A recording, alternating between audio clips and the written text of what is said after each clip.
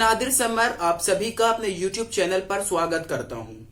आप मेरे इस वीडियो को मेरे फेसबुक पेज पर भी देख सकते हैं। फेसबुक पेज का लिंक आपको मेरे डिस्क्रिप्शन में मिल जाएगा। वीडियो शुरू करने से पहले मैं आप सभी से एक सवाल पूछना चाहूंगा।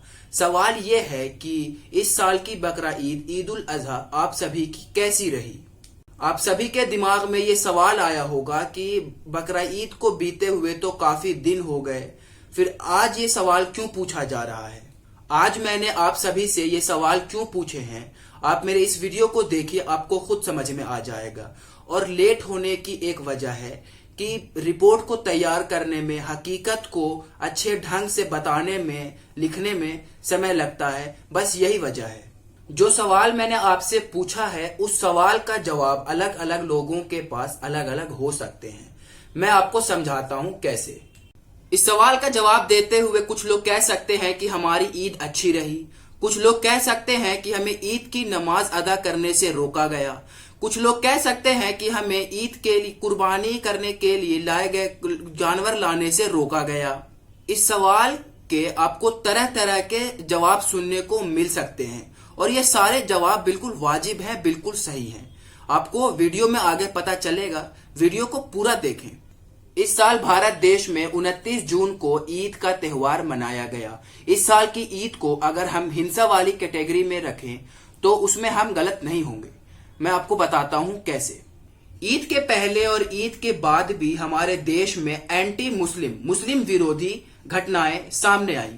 आज के इस वीडियो में मैं उन सभी घटनाओं के बारे में आपसे बात करूंगा, आप तक उन घटनाओं को पहुंचाने की पूरी कोशिश करूंगा। सबसे पहले बात कर लेते हैं ईद से ठीक एक दिन पहले यानी 28 जून को हुई एंटी मुस्लिम विरोधी घटनाओं के बारे में। रिपोर्ट बिहार से है। ईद से ठीक एक दिन पहले मुस्लिम ट्रक ड्राइवर जहीरुद्दीन को पीट कर जान से मार दिया जाता है।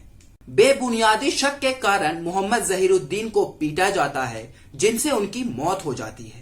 मोहम्मद जहीरुद्दीन एक लोकल फैक्ट्री के लिए जानवरों की हड्डियां लेकर जा रहे थे। उन जानवरों की हड्डियों से मेडिसिनल इंग्रेडिएंट्स यानी दवाइयों में उनका इस्तेमाल होना था। रिपोर्ट महाराष्ट्र की है। महाराष्ट्र की एक हाउसिंग सोसाइटी में अपने फ्लैट पर बकरा लाने पर पड़ोसियों ने हमला कर दिया।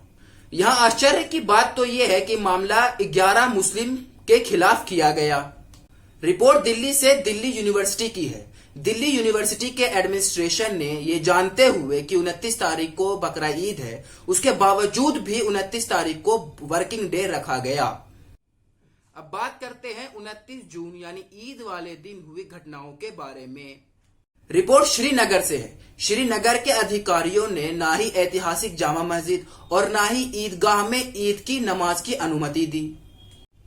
रिपोर्ट कर्नाटक से है। कर्नाटक के बीजेपी विधायक अपने दल बल के साथ मुस्लिम परिवारों के घरों पर जाते हैं और उन्हें जानवर न काटने की धमकी देते हैं, उनके साथ गाली गलौज करते हैं। अब भाई इन्हें समझना चाहिए, इन्हें सोचना चाहिए कि बकरा ईद पर जानवर की कुर्बानी की जाती है, ना कि सेवैयां खाई जाती है।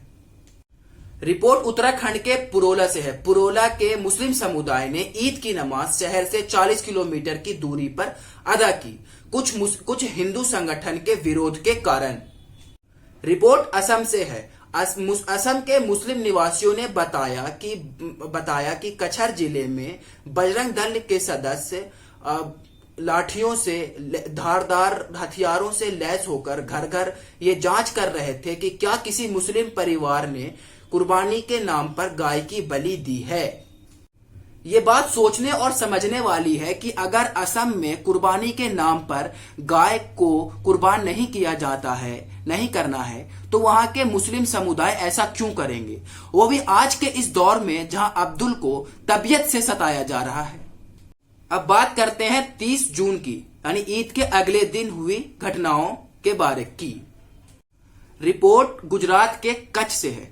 कच्छ के एक निजी स्कूल के प्रिंसिपल को निलंबित कर दिया गया क्योंकि उन्होंने एक वीडियो में देखा कि उनके स्टूडेंट्स टोपी पहनकर खेल रहे थे। यहां मेरी बात पर ध्यान दे, टोपी से मेरा मतलब क्रिकेट खेलते समय पहनने वाले टोपी की नहीं है। टोपी से मेरा मतलब उस टोपी से है जो टोपी मुस्लिम अपनी सर पर पहनकर नमाज अदा करते हैं। कहीं स्कूलों में ईद सेलिब्रेट करने पर बवाल किया गया, तो कहीं ईद की नमाज सड़कों पर अदा करने पर बवाल किया गया। कानपुर में 40 लोगों के खिलाफ एफआईआर दर्ज किया गया। उनकी गलती सिर्फ इतनी थी कि वो ईद की नमाज सड़क पर अदा कर रहे थे। जब आप किसी इंसान से नफरत करते हैं तो उससे जुड़ी हर चीज से आपको नफरत हो जाती है। आप एक बात को समझिए, अभी देश भर में कांवड़ यात्रा निकली हुई है। वो लोग सड़क के रास्ते से हरिद्वार तक जाते हैं, उनके लिए पुलिस प्रशासन एक अच्छा खासा इंतजाम करते हैं। उनके लिए फुटपाथ की तरह एक रास्ता बनाया जाता है, जिसकी वजह से जो दूसरे लोग हैं उनको भी दिक्कतें होती हैं, तकलीफ होती है, और थोड़ा बर्दाश्त करना भी चाहिए। ये कुछ दिनों की बात है, वो उनका काम हो जाएगा। आप उसमें टांग अड़ाएंगे, फालतू में लड़ाई झगड़े होंगे, इससे किसी को कुछ नहीं मिलता।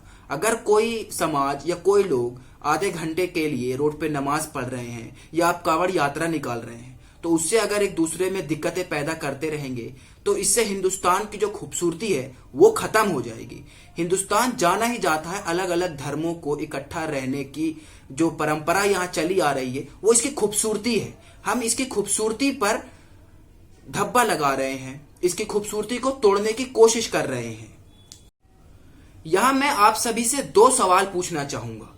अगर इस देश में एक समाज के लिए, एक समुदाय के लिए सड़क पर उनके लिए रास्ता बनाने का इंतजाम किया जा सकता है, जगह जगह उनके लिए टेंट लगाया जा सकता है, तो क्या मुस्लिम समाज के लिए ईद की नमाज अदा करने का रास्ता नहीं बनाया जा सकता? क्या उनके लिए जो 10 से 15 मिनट, 20 मिनट की जो नमाज होती है, उसके लिए रास्ता नहीं बनाया जा सकता? दूसरा सवाल यह है कि क्या ये देश सिर्फ एक समुदाय का है? क्या ये देश मुस्लिम समाज का नहीं है? क्या ये देश दूसरे समाज के लिए नहीं है? आप इस सवाल का जवाब मेरे कमेंट बॉक्स में जरूर दीजिएगा, और मैं उम्मीद करूंगा कि आप इस वीडियो को देखकर मेरे खिलाफ गलत धारणा ना बनाएं। मैं सिर्फ जो हकीकत है वो आप सभी को बता रहा हूं। इस बारे में हम सभी को सोचना चाहिए। उम्मीद करता हूं आप सभी को मेरा ये वीडियो पसंद आए, और एक न्यूट्रल माइंड के साथ इस वीडियो को देखें, सेक्युलर माइंड के साथ इस वीडियो को देखें। धन्यवाद। मेरे चैनल को सब्सक्राइब भी कर लें, बेल आइकन को भी दबा लें। शुक्रिया।